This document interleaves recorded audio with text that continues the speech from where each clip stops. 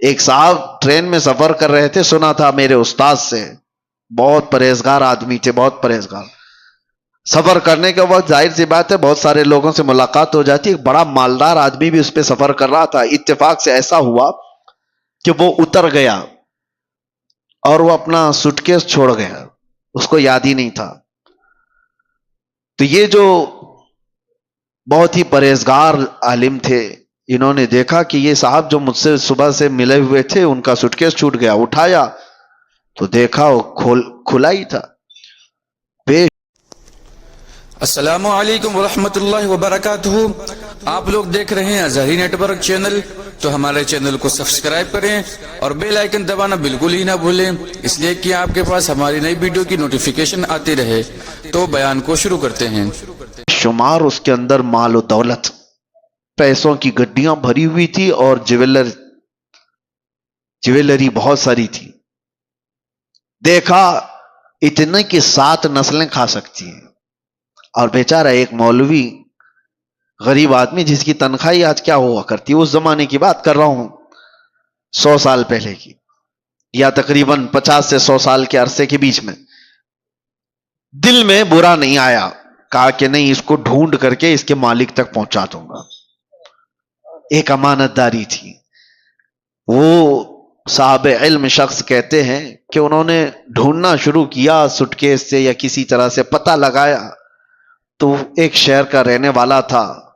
2 یا 3 دن لگ گئے اس بندے کو ڈھونڈنے کے لیے، اور یہ صاحب گئے اس کے گھر پر. وہ شخص باہر آیا تو دیکھا، پہچان لیا. اس نے کہا کہ آپ ٹرین والے مسافر ہو؟ کہا ہاں میں وہی مسافر ہوں. کہا کیسے آنا ہوا؟ کہا آپ کا سوٹکیس چھوٹ گیا.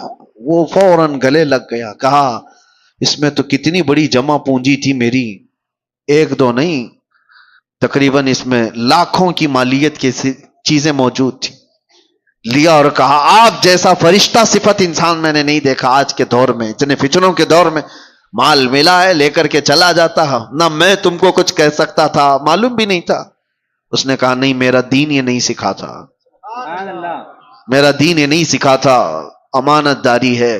اللہ کے نبی صلی اللہ تعالی علیہ وسلم کی محبت میں اس شخص نے دے تو دیا. اس کے بعد وہ جو مالدار آدمی تھا اس نے کہا میں سارے لوگوں کو بلا کر تمہارا تعارف کراؤں گا، آپ مہمان بن جاؤ. میرے گھر پہ مہمان بنایا، بہت خاطر تواضع کیا، بہت عزت.